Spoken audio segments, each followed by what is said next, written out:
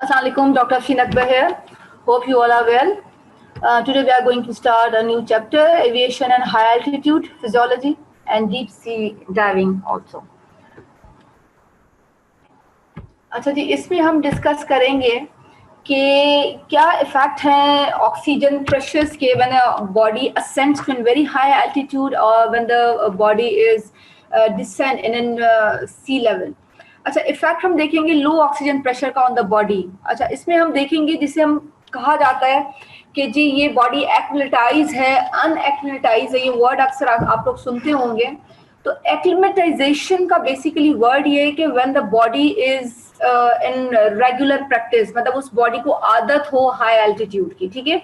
या अगर किसी सब्जेक्ट जो है वो सी डाइविंग के लिए जा रहा है, सी के लेवल पे जा रहा है, उसमें भी नीचे उसकी जो लेवल्स है उसके ऊपर जा रहा है, तो आइदर बॉडी को आदत है उन ऑक्सीजन प्रेशर्स की या नहीं. तो हम एक्लिमेटाइजेशन जो वर्ड इसमें यूज करेंगे, दैट मीन्स एक ह्यूमन बॉडी को आदत हो उन प्रेशर्स की, या हम अनएक्लिमेटाइज्ड वर्ड इसके लिए यूज करेंगे जिसमें हम डिस्कस करेंगे कि यहाँ पर इस बॉडी को इस चीज की आदत नहीं है, अनएक्लिमेटाइज्ड बॉडी. अच्छा, एटमॉस्फेरिक प्रेशर को हम पहले भी डिस्कस करते रहे रेस्पिरेशन के अंदर, जिसमें हमने बताया है कि जी एट सी लेवल जो है वो एटमॉस्फेरिक प्रेशर जो होता है वो 760 मिलीमीटर ऑफ मर्करी होता है, ठीक है. यहाँ पे आप एक दूसरी चीज भी देखेंगे, barometric pressure. So atmospheric pressure और barometric pressure are both same, ठीक है. तो अगर हम कहीं पे यहाँ पे एटमॉस्फेरिक प्रेशर या बैरोमेट्रिक प्रेशर की डिस्कशन कर रहे हैं तो बोथ आर सेम. यहाँ पे क्योंकि हम एविएशन की बात कर रहे हैं, हाई एल्टीट्यूड की बात कर रहे हैं, तो उस हाई एल्टीट्यूड में हम देखेंगे कि अगर तो सी लेवल पर है कोई भी सब्जेक्ट, तो वहां पर जो उसका जो प्रेशर है एटमॉस्फेयर का, जो या बैरोमेट्रिक प्रेशर्स हैं डिफरेंट एल्टीट्यूड्स में, सी लेवल पर 760 मिलीमीटर ऑफ मर्करी है. व्हेन द सब्जेक्ट और human being is ascend to an high level at 10,000 feet, वहां पर एटमॉस्फेरिक प्रेशर जो है वो कम होना शुरू हो जाएगा, 523 मिलीमीटर ऑफ मर्करी होना शुरू हो जाएगा.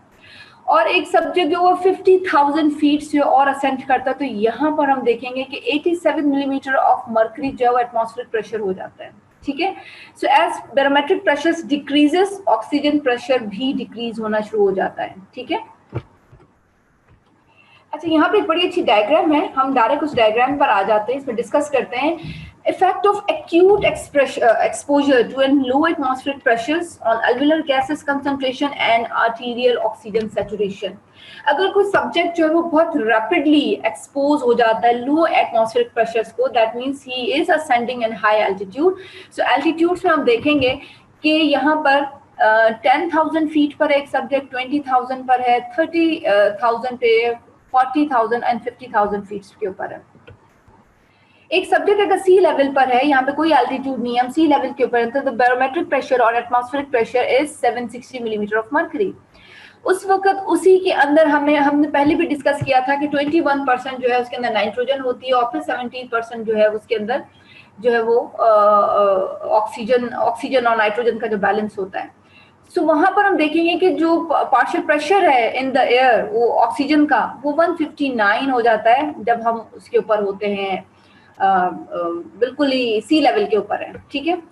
PCO2 अल्वेलाई में देखेंगे 40 मिलीमीटर ऑफ मर्करी नजर आएगा. PO2 इन अल्वेलाई देखेंगे हम, तो अल्वेलाई में 104 पर होता है. क्यों एयर में ज्यादा होता है और क्यों यहाँ पर, क्योंकि यहाँ से आप जो उसको माइनस कर दें एट जो वाटर वेपर प्रेशर होता है उसको, तो वो फिर इतना ही कुछ जाके बचता है अल्वेलाई के अंदर, 104 मिलीमीटर ऑफ मर्करी.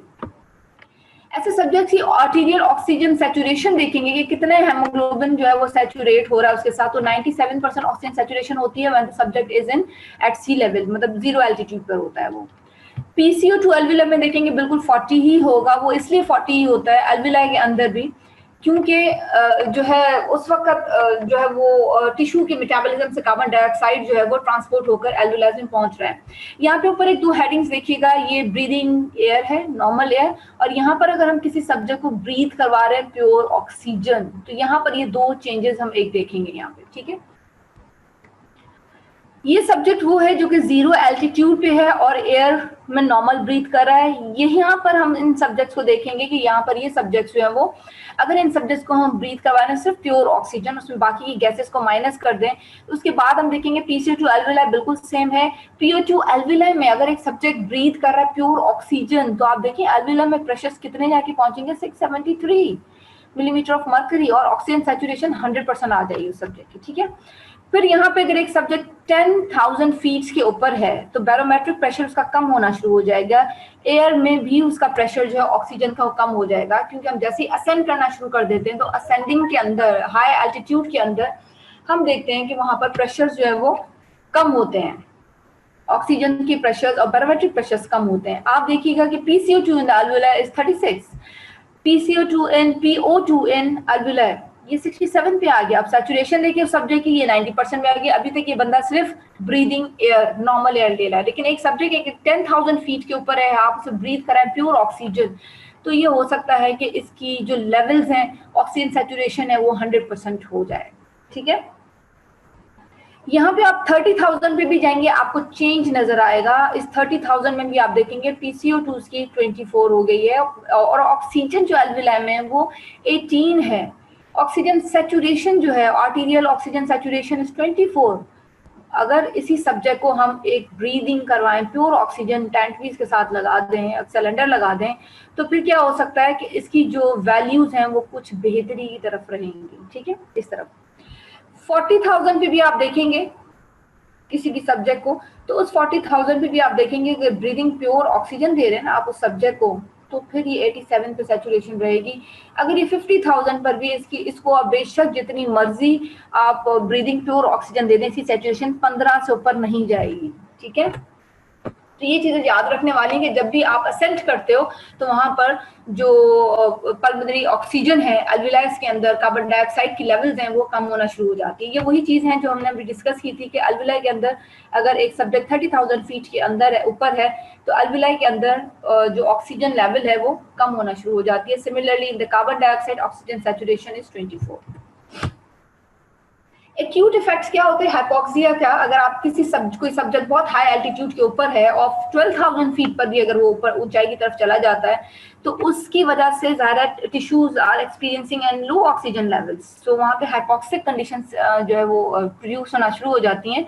अब इस हाई एल्टीट्यूड, या अगर हम कहेंगे the altitude of 12,000 feet, the subject is experiencing sometimes drowsiness, lassitude mean lack of energy, ऐसा लगेगा थका हुआ सा बंदा है, बहुत ज्यादा फटीग है, बहुत ज्यादा दर्दें सी उसको होना शुरू हो जाएंगी, हेडेक है, नोजिया, यूफोरिया, ट्विचिंग की कंप्लेन भी हो सकती है उसको, उसकी जो बॉडी के अंदर जो है ना उसे लगेगा जैसे मसल्स जो है वो ट्विच कर रहे हैं। Seizures, coma and death at the 23,000 feet, अगर उस सब्जेक्ट को आप ऑक्सीजन नहीं देंगे तो यहाँ पर अगर ये 23,000 फीट पे पहुंचा तो इससे जो है वो झटके लगेंगे, या जैसे जैसे एपिलेप्टिक सीजर्स होना शुरू हो जाएंगे, coma and finally death. Acclimatization to a low oxygen, इसका मतलब है कि आदी होना लो ऑक्सीजन का। A person remaining in high altitude for days और वीक्स, कोई सब्जेक्ट्स ऐसे होते हैं जो चले जाते हैं कि जी हम हाइकिंग के लिए जा रहे हैं, तो हाई एल्टीट्यूड पे अगर कुछ डेज और वीक्स के लिए, तो becomes more and more acclimatised to low PO2। अब कोई सब्जेक्ट्स ऐसे जो काफी दिनों के लिए जा रहे हैं, वीक्स के लिए जा रहे हैं या महीने के लिए हाइकिंग के ऊपर जा रहे हैं, तो क्या हो जाएगा, उनको आदत हो जाएगी उस लो ऑक्सीजन की। The principal means of acclimatization are, अब कैसे एक्लिमेटाइजेशन हो रही है, बॉडी को कैसे जो है वो आदत हो रही है उस लो ऑक्सीजन की, PO2 की। देयर इंक्रीज इन वेंटिलेशन, वो सब्जेक्ट के हाइपोक्सिया में होगा, ज़ाहिर वो लो ऑक्सीजन प्रेशर होगा उसका, तो वो वेंटिलेशन ज्यादा करेगा, वेंटिलेशन ज्यादा है कि इंक्रीज नंबर ऑफ RBCs के ज्यादा होना शुरू हो जाएंगे, ऐसे ही। अच्छा जी, ज्यादा ऑक्सीजन कैरी करने की कोशिश करेगा, क्योंकि हाइपोक्सिया जो है वो क्या करता है, वो बोन मैरो के ऊपर भी एक्ट करता है, और वहां पे से जो है वो एरिथ्रोपोइटिन जो है वो किडनी रिलीज करना शुरू कर, क्योंकि किडनी के ऊपर हाइपोक्सिया का इफेक्ट क्या आ जाता है कि when the kidney is experiencing low oxygen, the kidney can release erythropoietin hormone. Erythropoietin finally act on the bone marrow and produce increase number of RBCs। अच्छा, यहाँ पे इसके साथ साथ जो है वो increase diffusing capacity of the lung, वो भी इंक्रीज होना शुरू हो जाएगी, लंग से ज्यादा डिफ्यूज होंगी गैसेस, ठीक है, क्योंकि वेंटिलेशन ज्यादा है। इंक्रीज वेस्कुलैरिटी ऑफ द टिश्यूज की वेस्कुलैरिटी जो ज्यादा हो जाएगी, इसका मतलब ये कि यहाँ पे एंजियोजेनेसिस भी होगी, ठीक है। Increase ability of tissues to use oxygen, क्योंकि वेंटिलेशन बहुत ज्यादा, टिश्यूज आर हाइपोक्सिक, तो they are more able to use oxygen, tissues जो है वो ज्यादा ऑक्सीजन यूज करना शुरू करेंगे। तो ये अगर 5 पॉइंट्स होना शुरू हो जाए, तो when the subject is exposed to in low oxygen, subject is increased the ventilation, production of increase in RBC, increase the diffusing capacity of the lung, increase the angiogenesis or vascularity, and increase ability of tissues to use oxygen। यहाँ पे ये subject इन 5 point के बाद एक्टिवेटाइज होना शुरू हो जाएगा, ये बॉडी खुद ही ये काम कर रही होती है। Master switch for the response to hypoxia, ऐसा कौन सा मास्टर स्विच है, जैसे सब्जेक्ट जो है वो हाइपोक्सिया को जो है वो एक्सपोज होता है, तो कोई मास्टर स्विच है जो वो फौरन काम करना शुरू कर देता है। उसमें क्या है, hypoxia inducible factors induce genes for vascular endothelial growth factors. यहाँ पे कुछ जीन्स भी मौजूद हैं जो कि मास्टर स्विच के नाम से काम करती हैं, या जिसे हम कहते हैं कि ये हाइपोक्सिया इंड्यूसिबल फैक्टर हैं, ठीक है। ये क्या करते हैं, कुछ जीन्स को जो है वो एक्टिवेट कर देते हैं। These genes finally can cause vascular endothelial growth factors, उनको स्टिमुलेट करती हैं, और finally vascular endothelial growth factors can stimulate the angiogenesis, वो क्या करते हैं, नई वेसल्स बना रहे हैं। यही जीन्स जो है वो एरिथ्रोपोइटिन, जो हम पहले भी डिस्कस कर चुके हैं, एरिथ्रोपोइटिन जो वो स्टिमुलेट हो जाता है, that can stimulate the RBC production. Mitochondrial genes हैं इसके अंदर कुछ, ठीक है, वो यूटिलाइज करती हैं, एनर्जी यूटिलाइजेशन के लिए काम कर रही हैं। ग्लाइकोलाइटिक एंजाइम जीन्स हैं that involves in anaerobic metabolism. Increased NO availability, that means nitrogen, तो नाइट्रोजन भी बहुत ज्यादा अवेलेबल हो जाती है। उसकी वजह से होता है क्या, जब भी हाइपोक्सिया होता है तो नाइट्रोजन अवेलेबल ज्यादा होना शुरू हो जाता है, that can cause pulmonary vasodilation, ठीक है। सो ये सारे के सारे जो है वो as a master switch for the response to hypoxia, जब हाइपोक्सिया सब्जेक्ट उस एक्सपोज होगा तो फौरन यही फैक्टर्स, ये जीन्स जो है वो काम करना शुरू कर देंगे। Number 1, vascular endothelial growth factor that stimulates the angiogenesis. Erythropoietin can stimulate the RBC production. Mitochondrial genes can cause energy utilization, and glycolytic enzyme genes that are involved in anaerobic metabolism and increase nitrogen availability that finally cause pulmonary vasodilation, ठीक है। ये जैसे ही hypoxia को subject expose होगा, ये foreign factors, ये jeans जो है वो काम शुरू कर देंगे। Natural activatisation of a native human beings, ऐसे ह्यूमन बींग्स जो पहले से ही बचपन से पैदाइशी तौर पे बॉर्न वहीं पर रहते हैं, तो वो कैसे नेचुरली एक्टिवेटाइज कर जाते हैं, होते इस तरह से हैं कि जैसे वो नेचुरली एक्टिवेटाइज करते हैं, वहीं पे बॉर्न हो रहे हैं, उनका चेस्ट साइज जो होता है ना वो लार्जर होता है as compared to the low dwellers, जो नीचे की तरफ या नीचे जो है वो सी लेवल पे रहते हैं। स्मॉल बॉडी साइज होती है इनकी, क्यों चेस्ट साइज ज्यादा होती है, वो ज्यादा वेंटिलेट करते हैं, ज्यादा वेंटिलेशन में चेस्ट साइज ज्यादा होती है, स्मॉल बॉडी साइज होती है। लार्ज कार्डियक आउटपुट होता है एंड हार्ट सिंस बर्थ, ठीक है, क्योंकि एक्टिवेटाइज कर रहे हैं, इंक्रीज कार्डियक आउटपुट हो रहा है, इंक्रीज वेंटिलेशन की वजह से ये इनका चेस्ट साइज ज्यादा होता है, बॉडी साइज थोड़ी सी कम रह जाती है उनकी वहां पर, क्योंकि वहां पर ग्रोथ और ये चीज सारी चीजें जो थोड़ी सी कम होती हैं हाई एल्टीट्यूड के ऊपर। और delivery of oxygen to the tissues is facilitated, 87% work capacity होती है इनकी। अगर कोई सब्जेक्ट एक्यूटली असेंट कर दे और वहां पे जाके काम करने की कोशिश करे, तो उसकी जो वर्क प्रोफिशिएंसी है या जो उसकी कैपेबिलिटी है to doing in normal work, वो 50% और उससे भी कम आ जाती है according to the different altitudes. लेकिन जो लोग वहाँ पे नेचुरली एक्टिवेटाइज हैं, जो नेटिव्स हैं वहाँ के, जो वहाँ के पुराने रिहायशी हैं हाई एल्टीट्यूड के ऊपर, वो सब्जेक्ट्स जो हैं वो 87% उनकी वर्क कैपेसिटी होती है,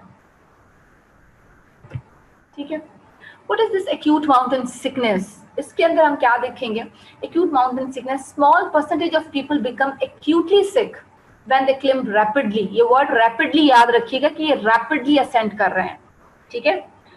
begins from a few hours to 2 days, आप बहुत बड़ी हाइट पर जा रहे हैं, तो आप 2 घंटों में अगर वहां पे पहुंचने की कोशिश करें तो एक सब्जेक्ट जो एक्यूटली सिक हो सकता है, और लेकिन बहुत कम लोग होते हैं उसमें भी, ठीक है। उसमें 2 बहुत इंपॉर्टेंट जो है वो काम होना शुरू हो जाते हैं कि अगर बहुत रैपिडली एक सब्जेक्ट ने असेंड करना शुरू कर दिया कि जी बहुत रैपिडली वहां पे पहुंच गया है, तो कुछ ही घंटों से 2 दिनों के अंदर अंदर उन सब्जेक्ट्स को एक्यूट सेरेब्रल एडिमा हो सकता है due to hypoxia, and acute pulmonary oedema भी हो सकता है ड्यू टू हाइपोक्सिया। ठीक है। इसकी वजह से सेरिब्रल एडिमा में हम देखेंगे कि यहाँ पर इंटरस्टिशियल फ्लूइड जो है वो लीक करना शुरू कर देता है due to hypoxia and similarly in the pulmonary oedema. So कोई भी सब्जेक्ट जो कि असेंट कर रहा है एट एन हाई एल्टीट्यूड, उसे चाहिए कि वो रैपिडली असेंड ना करे, वो स्लोली एंड ग्रेजुअली जो है वो करता जाए ताकि वो एक्मेटाइज हो जाए, उसके जो लंग्स हैं, उसके जो बॉडी के जो वैस्कुलेचर है वो एक्मेटाइज हो जाए to an low oxygen pressures. Chronic mountain sickness.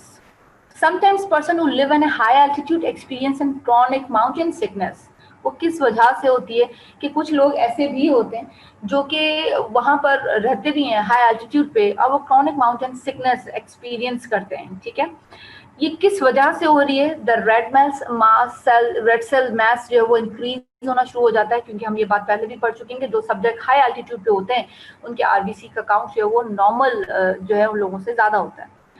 Pulmonary arterial pressure is elevated due to increase in ventilation. Right side of heart is enlarged and failed.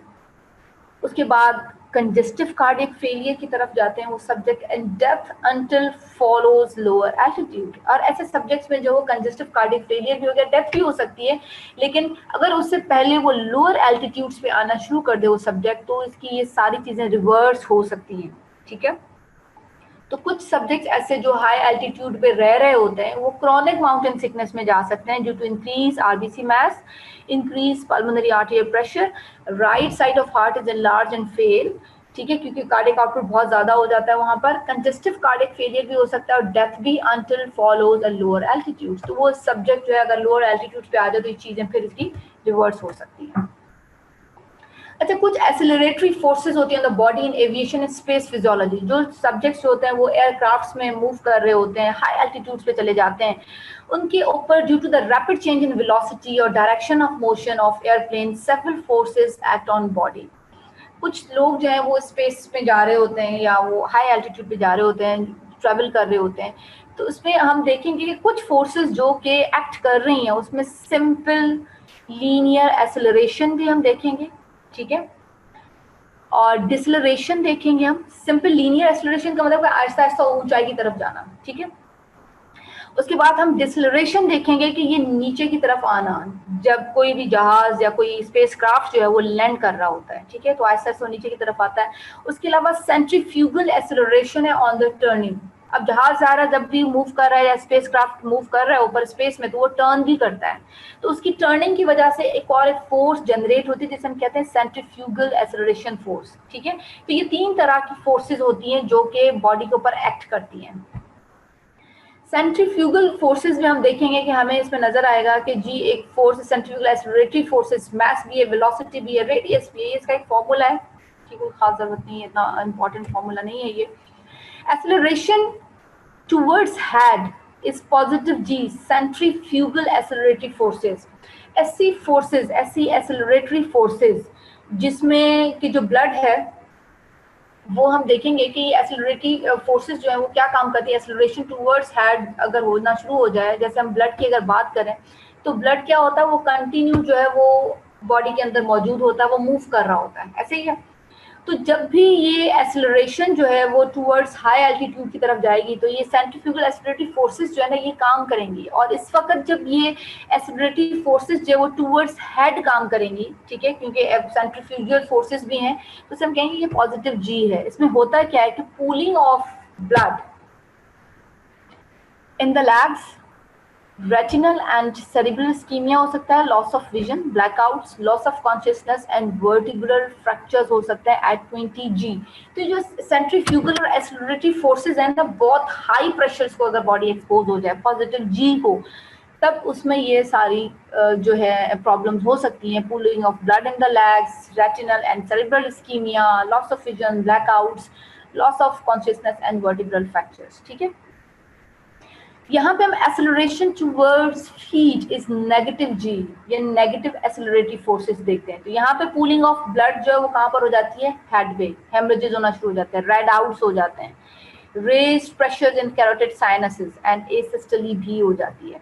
सो यहाँ पर हम ये चीज देख रहे हैं कि जो एक्सेलरेटरी फोर्सेस हैं या जो सेंट्रीफ्यूगल फोर्सेस हैं, एक्सेलरेटरी फोर्सेस हैं, ये बेसिकली एयरक्राफ्ट में या तो ऊपर की तरफ जाने की वजह से, अगर एक एक जो एयरक्राफ्ट ऊपर की तरफ मूव कर रहा है तो पॉजिटिव जी, और pooling of blood in the lag, और ये सारी चीजें। जब ये नेगेटिव जी की तरफ आता है, जब यहाँ पे सब्जेक्ट जो है एक्सेलरेटरी फोर्सेस जो वो नीचे की तरफ आ रही हैं, तब यहाँ पे हम देखेंगे ये pooling of blood in head, haemorrhages, red outs, और ये सारी चीजें हो रही हैं। अब हम कैसे प्रिवेंट कर सकते हैं सर्कुलेटरी इफेक्ट्स को of positive G? Aviators contract abdominal muscles, ठीक है, जब भी वो नीचे की तरफ मूव करे तो एब्डोमिनल मसल्स स्ट्रांगली कॉन्ट्रैक्ट करें, लीन फॉरवर्ड करें to prevent pooling of blood in the abdominal large vessels and the lower limbs, या स्पेशल बॉडी सूट्स होते हैं इनके लिए जो एयरक्राफ्ट्स में नीचे की तरफ आ रहे होते हैं या जो असेंड कर रहे होते हैं, तो इनके लिए स्पेशल एक बॉडी सूट्स होते हैं। अच्छा, स्पेस ट्रेवल में linear acceleration forces act on body जो एक्ट कर रही होती हैं, जैसे हम कह रहे हैं कि ये पॉजिटिव जी है या ये नेगेटिव जी है, लैंडिंग डिसलरेशन है या ब्लास्ट ऑफ एक्सेलरेशन की तरफ है।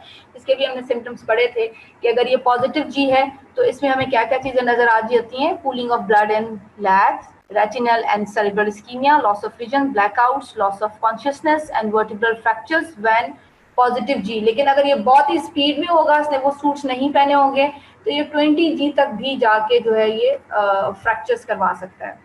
लेकिन अगर ये नेगेटिव जी है, ये डिसलरेट कर रहा है, नीचे की तरफ आ रहा है, अगेन इसमें pooling of blood in the head, haemorrhages, red outs, raise pressure in the carotid sinuses and जो है उसके साथ एसिस्टली भी हो सकती है। अच्छा, पैराशूट से जो लोग जंप करते हैं उनके अंदर भी देखेंगे हम किस तरह से जो है वो चेंजेस हो सकती हैं उन लोगों के अंदर। As the parachutist leaves the plane, the speed of fall, अब जैसे प्लेन में से निकलता है, पैराशूट है उसके पास, वो फॉल करता है तो वो जीरो प्रेशर के ऊपर आ जाता है, ठीक है। Within 1 second by the acceleratory force of gravity the speed is 32 feet per second, ठीक है, विद इन सेकेंड, ठीक है। विद इन 2 सेकेंड इसकी जो स्पीड होती है वो 64 feet per second and so on. As the velocity increases, air resistance also increases. जैसे नीचे की तरफ आएगा, फौरन जो है वो एयर रेजिस्टेंस को फिर थोड़ा ऊपर की तरफ लेके जाएगा।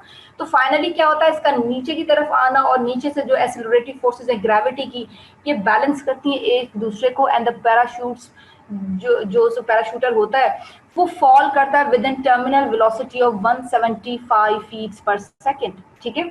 जैसे वो प्लेन से बाहर आता है, जीरो प्रेशर पे होता है, within 1 second accelerative forces gravity की जो है वो थोड़ी सी बढ़ती हैं, 32 फीट पे आती हैं, विद इन 2 सेकेंड वो 64 पर आती हैं, और जैसे ही ग्रेविटी की फोर्स और उसकी अपनी फोर्स को नीचे आना चाहता है वो इक्वल होना शुरू हो जाती हैं, और फाइनली 175 फीट पर सेकेंड के हिसाब से जो है वो फॉल करना शुरू कर देता है। यूजुअल साइज जो पैराशूट होता है slows to fall to 1/9 of the terminal velocity, और जो ट्रेन्ड पैराशूटर्स होते हैं land with knees bent and muscle taut. वो क्या करते हैं कि जब वो नीचे बैंड कर रहे होते, जब वो नीचे लैंड कर रहे होते हैं तो फौरन अपनी नी को बैंड कर देते हैं और मसल्स को जो ऐसे टाइट सा कर लेते हैं, टॉट कर लेते हैं, बड़ा सख्त सा कर लेते हैं। अगर वो उन्होंने लैग्स एक्सटेंड की हुई हो तो डिसलरेटरी फोर्सेस क्या कर सकती हैं, इतनी नीचे से वो डिसलरेटरी फोर्सेस होती हैं, वो उसका पैल्विक का फ्रैक्चर कर सकती हैं, वर्टिब्रीज का फ्रैक्चर हो सकता है और लैग्स का फ्रैक्चर भी हो सकता है। इस हद तक ये बैरोमेट्रिक जो एयर प्रेशर्स हैं उनकी इतनी ज्यादा फोर्स होती है उसके अंदर। अच्छा, स्पेस ट्रेवलर्स जो होते हैं, स्पेस ट्रेवल्स, उसमें हम देखते हैं कि effect of prolong weightlessness, microgravity, subjects को लगता है कि जी हमारा अपना कोई वेट ही नहीं है, ठीक है। इस वजह से ये होता है, मोशन सिकनेस भी होती है इसमें, डिक्रीज इन ब्लड वॉल्यूम है, डिक्रीज इन आरबीसी काउंट है। होते कहाँ पर है? स्पेस में होते हैं। ऑक्सीजन टैंक्स तो उसमें लगे होते हैं, जैसे हम अगर एयरप्लेन में भी ट्रैवल कर रहे हैं तो वहां पर भी ऑक्सीजन तो होता है, लेकिन यहाँ पे एक्सेसिवली ये जो है उसको एक्सपोज नहीं होते। तो मोशन सिकनेस होती है सब्जेक्ट्स के, जैसे वर्टाइगो है और उनका सर दर्द करना शुरू हो जाता है, वो वेटलेसनेस की फीलिंग आती है अगर वो माइक्रोग्रेविटी पर हो। ब्लड वॉल्यूम डिक्रीज कर जाता है इनका, डिक्रीज इन आरबीसीज कर जाती हैं, ठीक है। अब क्योंकि उनको थोड़ा सा वहाँ पे स्पेस के अंदर होते हैं तो ऑक्सीजन भी मिल रही होती है, तो they are not subjected to an very much hypoxia.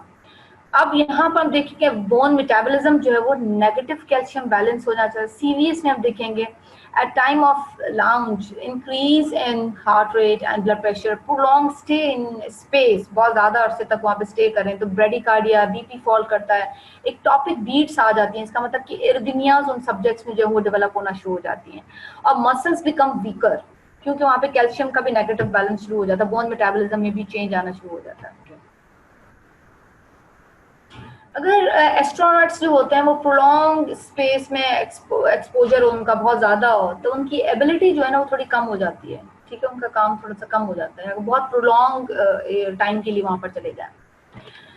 Cardiovascular डीकंडीशनिंग हो जाती है, ठीक है, क्योंकि एक्टोपिक बीट्स आ जाती हैं, बीपी भी कम हो जाता है, ब्लड वॉल्यूम कम हो जाता है, डिक्रीज वर्क कैपेसिटी, उन सब्जेक्ट का जो वर्क कैपेसिटी वो कम होना शुरू हो जाती है, ठीक है, reduce in blood volume, impaired in baroreceptor reflexes। अब देखें baroreceptor reflexes में अगर impairment होगी तो क्या होगा कि यहाँ पे हमने पहले देखा है कि जो स्पेस ट्रेवल करते हैं उनका हार्ट रेट इंक्रीज होता है पहले लाउंज के ऊपर, जब वो अभी स्टार्ट स्पेस में जाना शुरू हो रहे होते हैं तो हार्ट रेट ज्यादातर, बीपी ज्यादा होता है, लेकिन प्रोलॉन्ग स्टे की वजह से क्या ब्रेडी एंड बीपी फॉल और एक्टोपिक बीट्स हो जाती हैं, तो उसकी वजह से हुआ क्या कि यहाँ पे फाइनली अगर प्रोलॉन्ग स्टे किया तो बैरोरिसेप्टर्स काम नहीं करेंगे। बैरोरिसेप्टर्स का काम क्या है कि वो सेंस करते हैं लो ब्लड प्रेशर को, हाई ब्लड प्रेशर को, तो फौरन जो है वो सिग्नल भेजते हैं वेसोमोटर सेंटर की तरफ, और वेसोमोटर सेंटर जो है बेसिकली वहां से अपने मोटर सिग्नल्स भेज के जो है वो उनको प्रेशर्स को जो है वो मेंटेन कर रहे हैं। बोन एंड मसल डीकंडीशनिंग भी हो रही है इसके अंदर, जो लोग प्रोलॉन्ग स्पेस में एक्सपोज होते हैं, बड़ी टाइम के लिए वहां पे रहते हैं,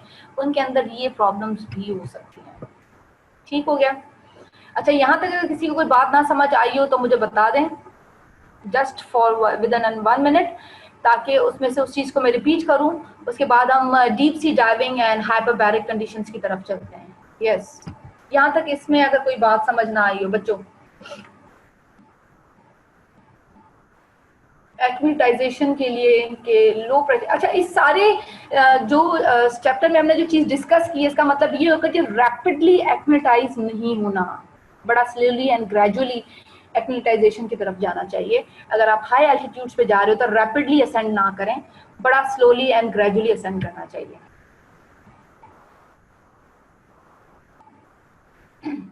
हाँ जी बच्चों, यहाँ तक बात समझ आ गई है? चलो जी, नायला वहीद को भी समझ आ गई है, सानिया आबिद को भी, निम्रा को भी समझ आ गई है, गुड।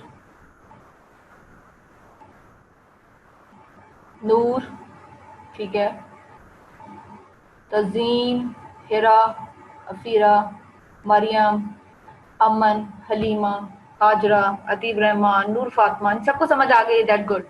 इंशरा को भी समझ आएगी, गुड। चलिए जी, अब आगे चलते हैं, physiology of deep sea diving and other hyperbaric conditions. अगर कोई सब्जेक्ट, अभी तुमने बात की थी कि जी डिस्कस किया था कि अगर कोई सब्जेक्ट एक्विटाइज करता है टू हाई एल्टीट्यूड्स, अब हम डिस्कस करेंगे कि अगर डीप सी में चले जाते हैं, डिसेंड करते हैं बीनीथ द सी, तो वहां पर कौन कौन सी कंडीशंस जो है वो प्रोड्यूस हो सकती हैं। So when a human being descends beneath the sea, the pressures around them increasing tremendously. To keep the lung from collapsing, air must be supplied at very high pressures to keep them inflated. ठीक है, and this exposure exposes the blood and lungs to extremely high alveolar gas pressures.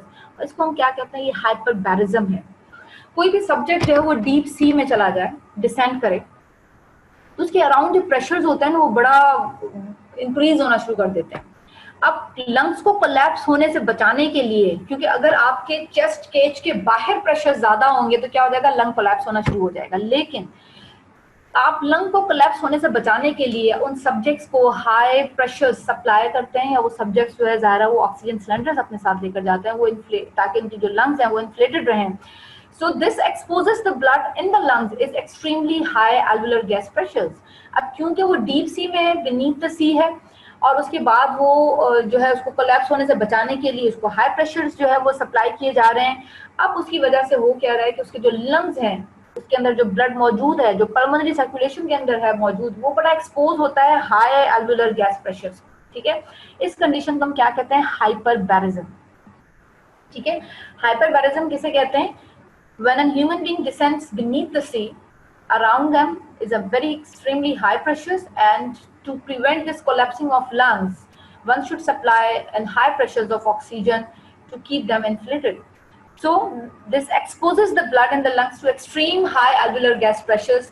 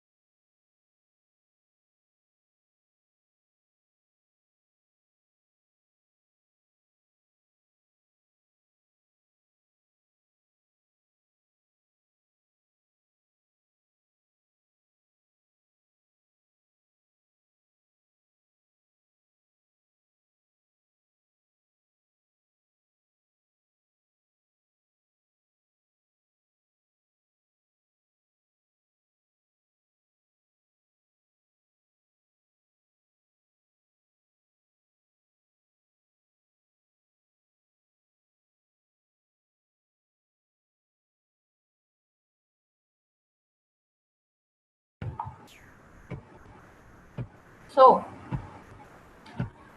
ठीक है, ये हाइपरबैरिज्म तो आ गई है समझ, right? Relationship of pressures to sea depth. अच्छा, मैं इसको स्टॉप शेयर करके फिर एक दफा करती हूँ ताकि relationship of pressures to sea depth at sea level. अगर सी लेवल के ऊपर देखें, बिल्कुल अगर आप बीनीथ अभी सी ना आ जाए तो वहां पे जो प्रेशर्स होते हैं वहां पे 1 एटमॉस्फेयर प्रेशर जो है वो काउंट होता है. अगर कोई subject 33 feet beneath the ocean जाए सरफेस से तो एक्सपोज टू 2 एटमॉस्फेयर. ठीक है, अब वो 66 फीट ऑफ प्रेशर पे जाए बीनीथ द सी तो वो 3 एटमॉस्फेयर प्रेशर जो होता है वो उसका ये लेवल होता है. ठीक है, effect of high partial pressures of individual gases on the body.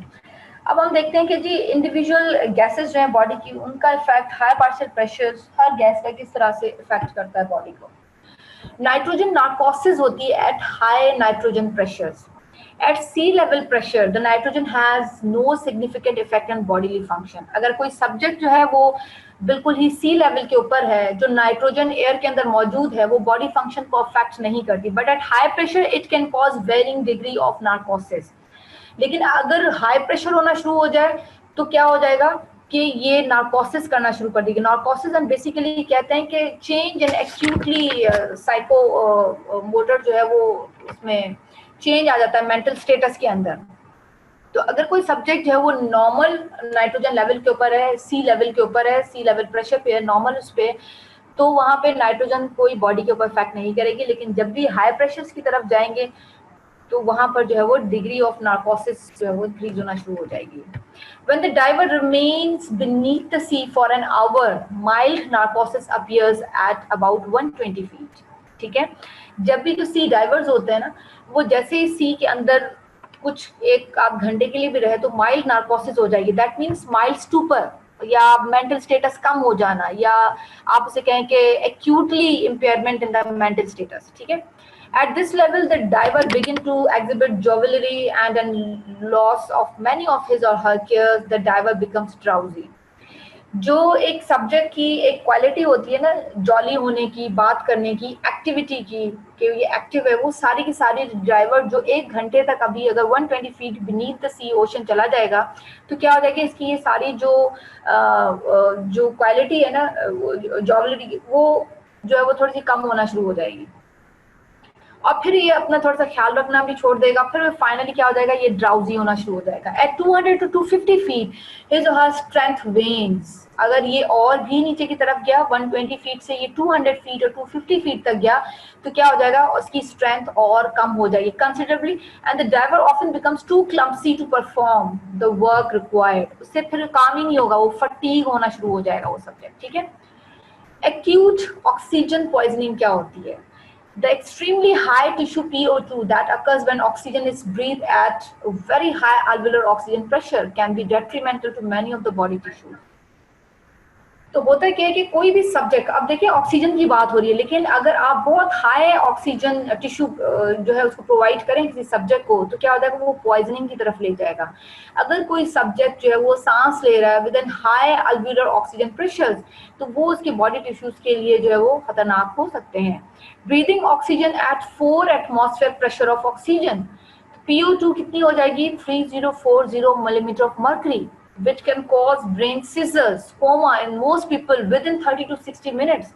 अब देखिए ना, आप इसका 4 एटमॉस्फेयर का प्रेशर देख रहे हैं. 4 एटमॉस्फेयर प्रेशर का मतलब यह है कि वो सब्जेक्ट बहुत ही डीप सी में चला गया, डीप ओशन में चला गया, मोर देन 200 प्रेशर्स के ऊपर. The seizure often occurs without warning.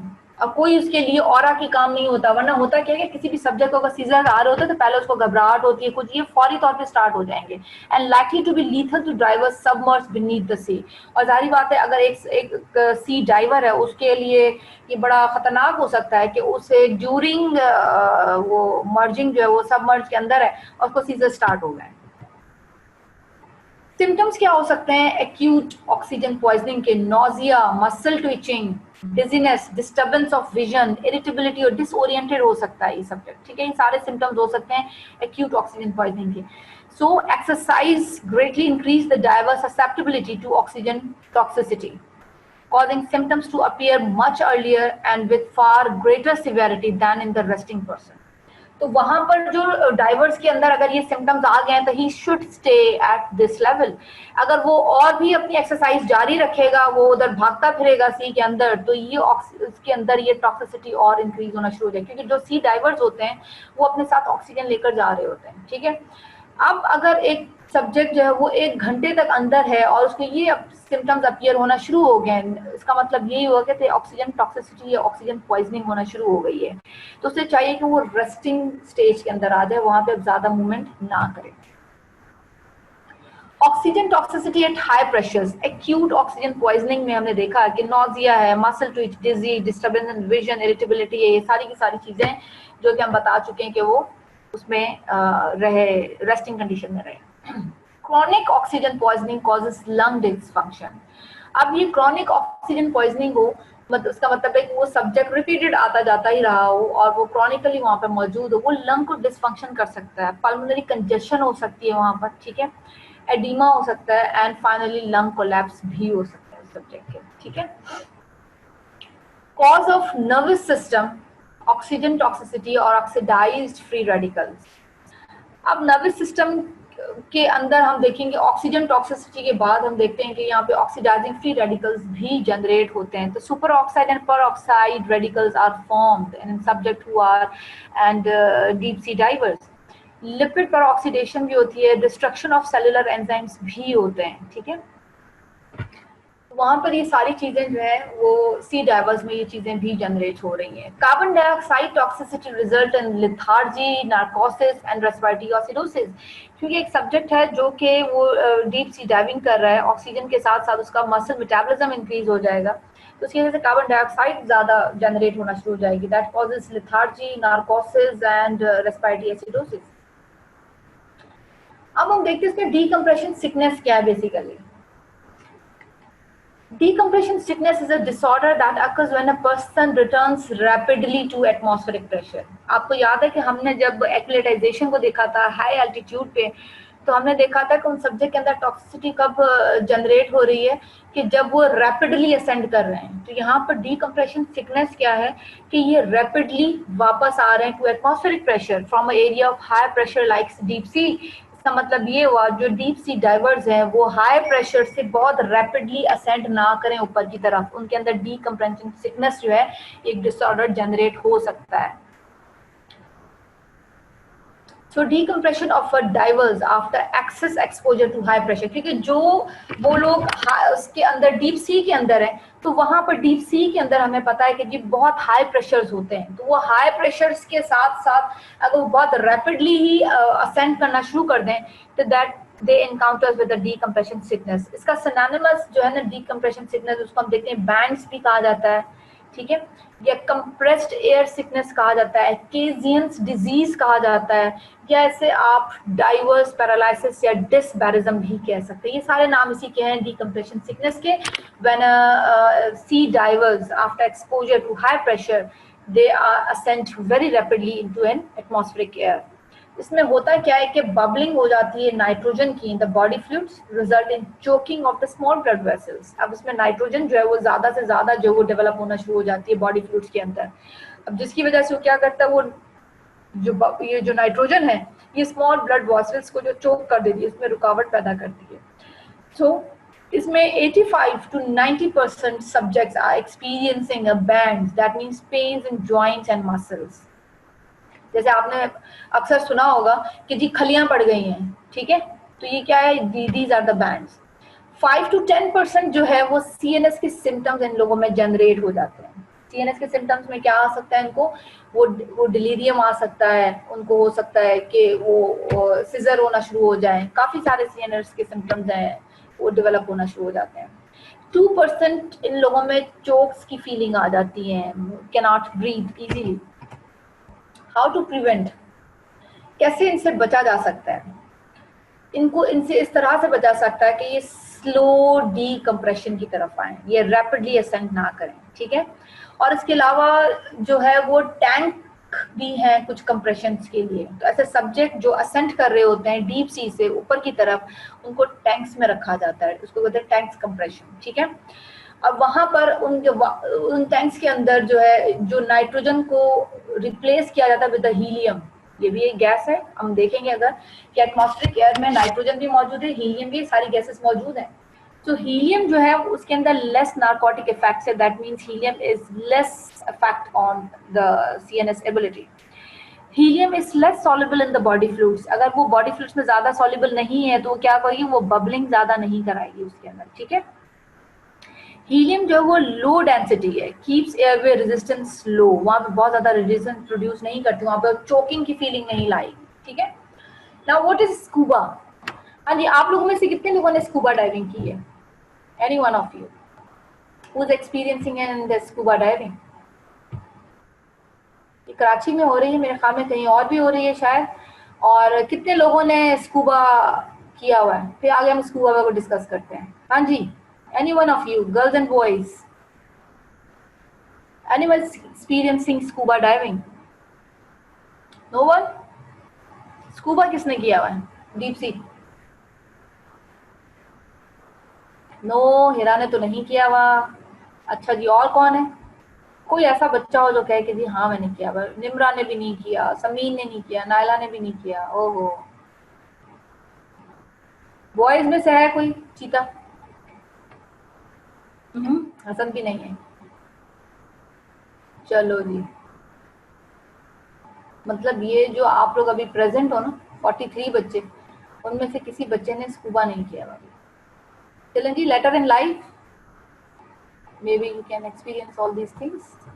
अच्छा जी, स्कूबा बेसिकली किस चीज का शॉर्ट फॉर्म है? Self contained under water breathing apparatus. ये बेसिकली स्कूबा जो है वो डीप सी डाइवर्स जो है, जब वो अंडर वाटर जाते हैं या टनल वर्कर्स होते हैं जो वहाँ पे काम कर रहे होते हैं, they are using this apparatus basically, ठीक है। एक अपरेटस है जिसको हम स्कूबा कह रहे हैं, तो इसीलिए हम कहते हैं कि स्कूबा डाइविंग है, उस अपरेटस के साथ डाइवर्स जो होते हैं डीप सी में जा रहे होते हैं। Self contained under water breathing apparatus, ठीक है। To prevent the ill effects of increased barometric pressures in deep sea or tunnels। अब देखिए, हमने जैसे भी पहले भी डिस्कस किया है कि जो लोग डीप सी में जा रहे हैं, अराउंड द चेस्ट वॉल बहुत हाई प्रेशर्स मौजूद होते हैं, इसीलिए हम उन सब्जेक्ट को जो है वो कुछ डिलीवर करते हैं, अल्वुलर प्रेशर्स देते हैं, जिसकी वजह से वो हाइपरबैरिज्म में चले जाते हैं। वो सब्जेक्ट हाइपरबैरिज्म उस कंडीशन को कहा जाता है।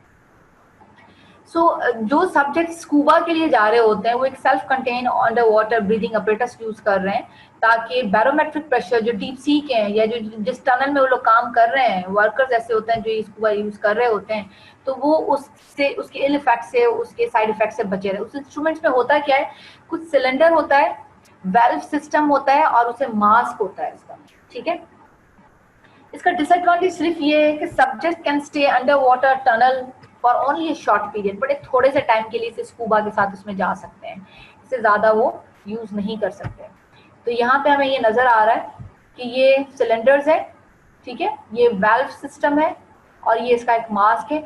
वो ये सेल्फ कंटेन्ड एक जो है वो अंडर वाटर ब्रीदिंग अपरेटस है, इसके साथ वो स्कूबा के लिए जा सकते हैं,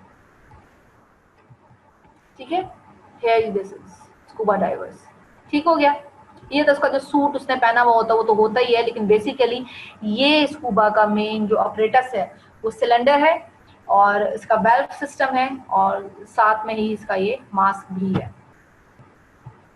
हैजर्ड्स क्या है सबमरीन के, जो सबमरीन्स में लोग जाते हैं, जो जैसे नेवल उसमें नेवी में देखें तो सबमरीन्स में रहते हैं, तो उसका क्या होता है, रेडिएशन हैजर्ड्स होते हैं और एस्केप ऑफ पॉइजनस गैसेस होती हैं वहाँ पे। ये थोड़े से हैजर्ड्स होते हैं जो लोग सबमरीन्स में मौजूद होते हैं उनके लिए, ठीक है।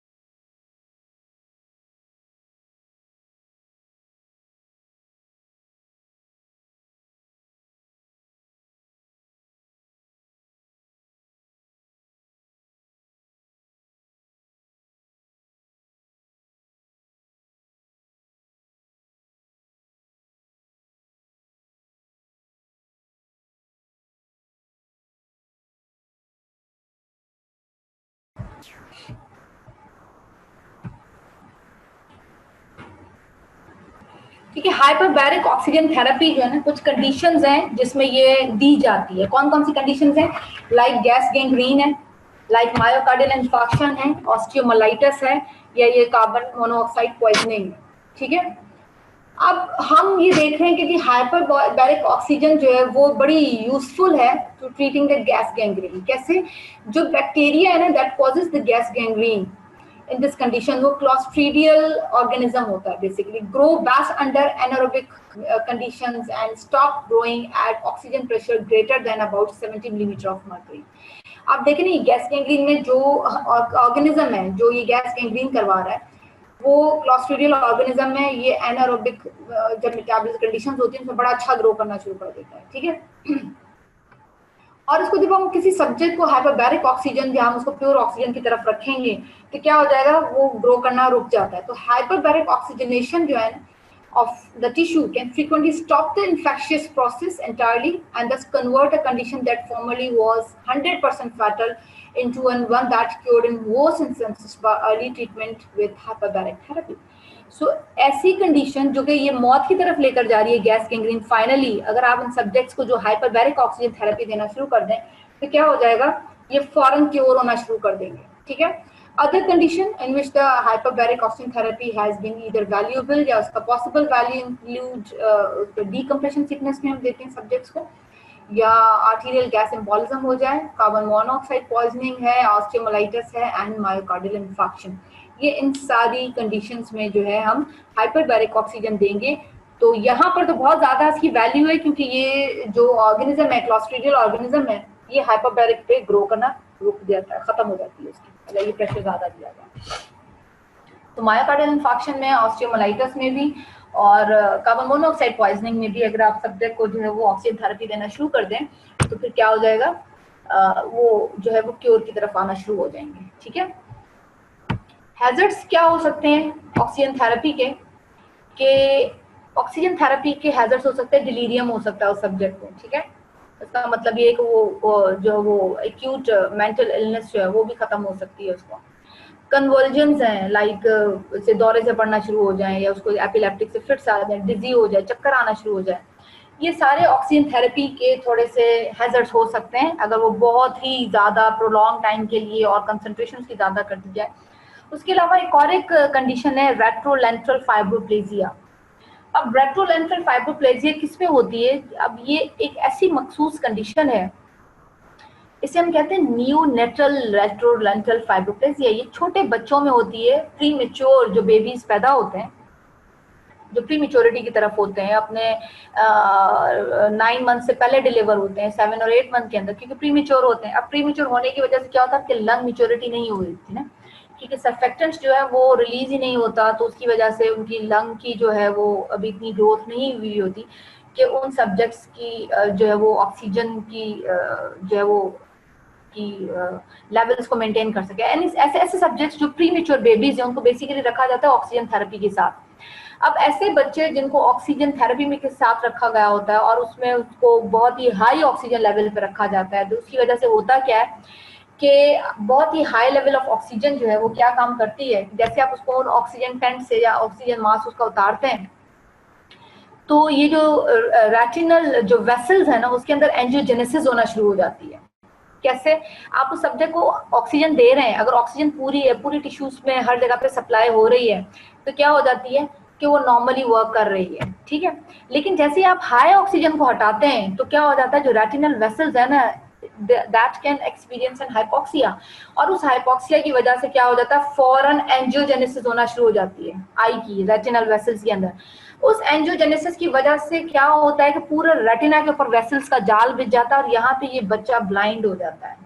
सो रेट्रोलेंटल फाइब्रोप्लेजिया या जो प्री मेच्योर बच्चों को हाई ऑक्सीजन दी जाती है उनके अंदर ये रेट्रोलेंटल फाइब्रोप्लेजिया या ये ब्लाइंडनेस जो है वो कॉज होती है। अब इससे बचने के लिए जरूरी होता है कि आप वो ऑक्सीजन थेरेपी इतनी हाई लेवल पे ना दें और पॉजेस के साथ दें, या उसको आप keep in check on this oxygen levels के जी इस वक्त इस बच्चे की सैचुरेशन इतनी है तो उसको 10 लीटर ऑफ ऑक्सीजन पे ना रखें, आप इसको 8 लीटर ऑफ ऑक्सीजन पे ना रखें, जितनी जरूरत हो उतनी और बहुत ही कम लेवल पे उसको उसका जो है वो बैलेंस रखें, ताकि जब आप उस बच्चे को वहां से निकालते हैं, ऑक्सीजन लेवल से निकालते हैं, तो वो जो आई की जो वेसल्स हैं, जो रेटिनल वेसल्स हैं, वो बिल्कुल यू बस्ट आउट करके जो है वो पूरी रेटिना पे छा न जाए, और ना ही वहां पर वो एंजियोजेनेसिस हो, ना ही उसकी वजह से जो है वहां पर वो ब्लाइंडनेस कॉज हो। यहाँ तक अगर किसी बच्चे को ना समझ आई हो तो वो मुझे बता सकता है।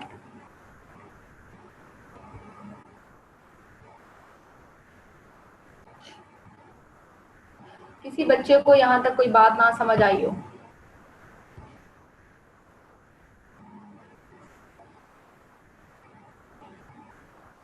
स्टूडेंट्स 42 स्टूडेंट्स हैं जनाब। किसी बच्चे को यहाँ तक अगर लेक्चर में कोई बात ना समझ आई हो, क्योंकि बड़े आसान से टॉपिक्स थे कि या तो हम एविएशन और स्पेस फिजियोलॉजी को देख रहे हैं,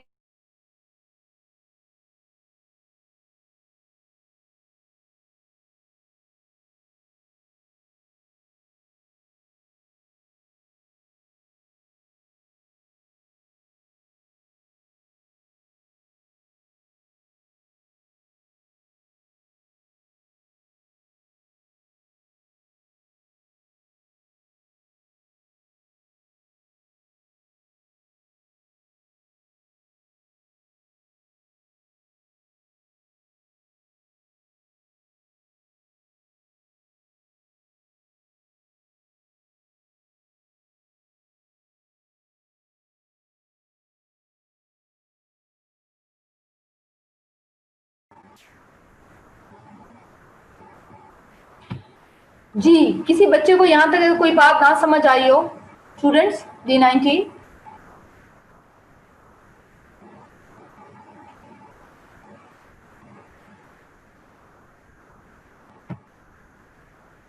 नो, ये बड़ा आसान सा टॉपिक था, पढ़ के थोड़ा सा इंटरेस्टिंग भी था। Once you are completing respiration तो वहां पर ये चीज थोड़ी सी समझना आसान हो जाती है कि जी ये चीज आपको समझ आ रही है। Good to know that everyone is understanding. या वैसे ही मैसेज कर रहे हो बच्चों तुम लोग?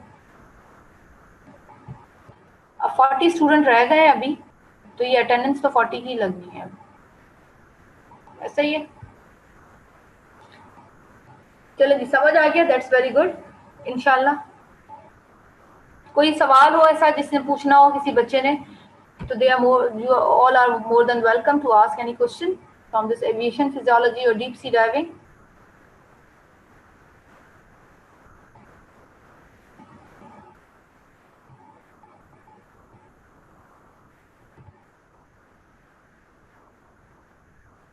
No,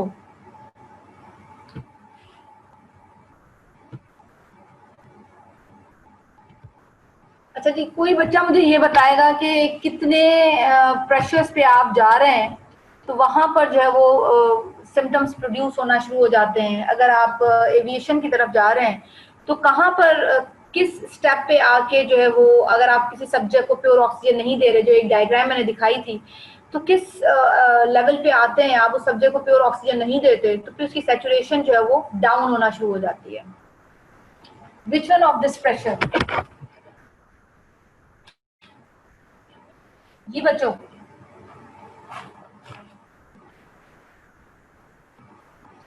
वो कौन सा लेवल है, एल्टीट्यूड है, कि कौन सी हाइट है जिसपे एक सब्जेक्ट जो है वो एक हाइट पे आ रहा है और he is not breathing in pure oxygen, वो सिर्फ ब्रीथ कर रहा है प्योर एयर, वहां पे इसकी सैचुरेशन जो है वो 97 पे 90 पे आ जाती है। वो कौन सा लेवल है एल्टीट्यूड का? Any one of you?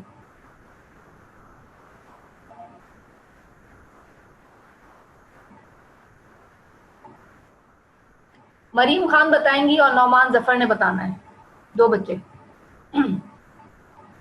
Maryam Khan and Nauman Zafar, both of you. वो कौन सा हाई एल्टीट्यूड है जिसपे अगर कोई सब्जेक्ट जो है वो प्योर ऑक्सीजन ब्रीदिंग ना करे लेकिन उसकी सैचुरेशन जो है वो कम हो जाए, 97 से 90 हो जाए, कितनी एल्टीट्यूड होती है, कितने फीट्स होती है? जी मरियम खान आंसर नहीं कर रहे, कोई और कर दे। नौमान जफर भी नहीं कर रहा, नायला ने कर दिया है, इट्स 20,000। ठीक है बेटे, 20,000 से पहले पहले अगर आप ऊपर देखेंगे ना, इट्स 10,000। ठीक है, ठीक है नायला, समझ आ गई?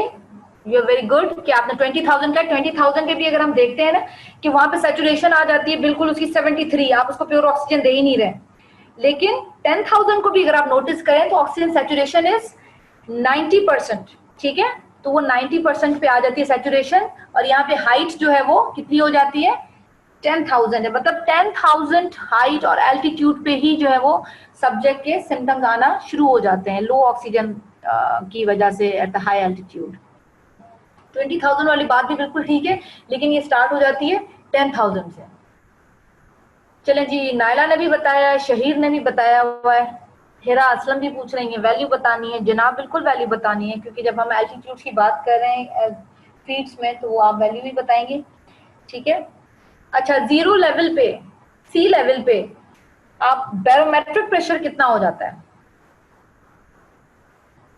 जीरो लेवल पे या सी लेवल पे बैरोमेट्रिक प्रेशर कितना हो जाता है और उसका यूनिट क्या है?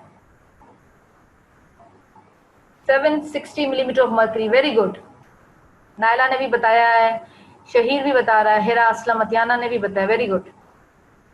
अब यहां से बैरोमेट्रिक प्रेशर जो वो कम होना शुरू हो जाता है एट 10,000। कितना हो जाएगा 10,000 में?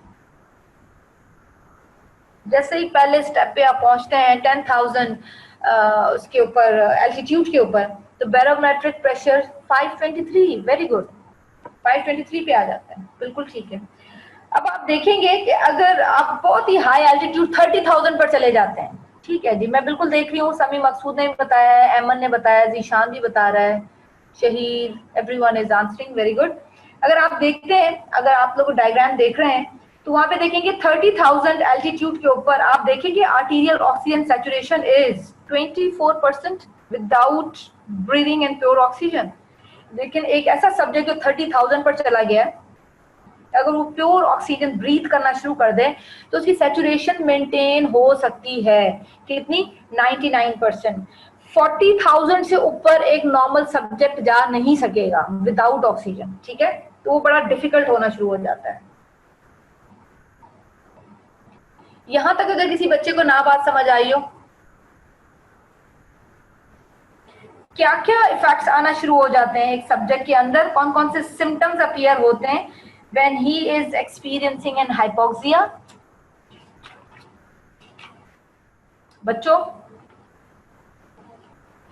अगर वो हाइपोक्सिया एक्सपीरियंस कर रहा है तो क्या क्या सिम्टम्स आना शुरू हो जाते हैं हाई एल्टीट्यूड के ऊपर? बेशक एक एक सिम्टम लिख के भेजें। Euphoria, nausea, that's good. Increase heart beat, बिल्कुल। Shahid, dizziness, good.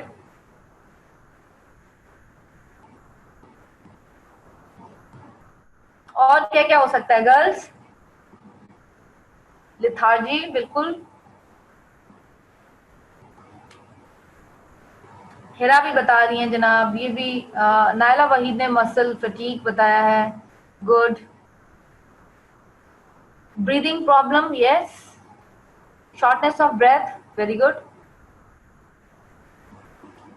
क्या जिसे हम ये कहें कि स्वेटिंग, मे बी।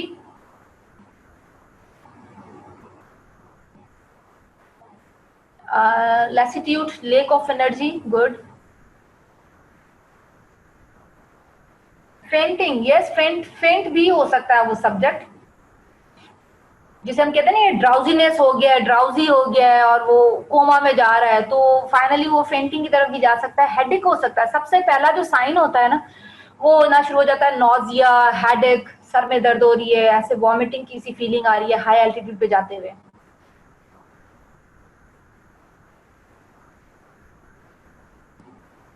चलें जी बच्चों, very good, all of you are participating. हम इंशाल्लाह दूसरे लेक्चर में मिलते हैं। अल्लाह हाफिज।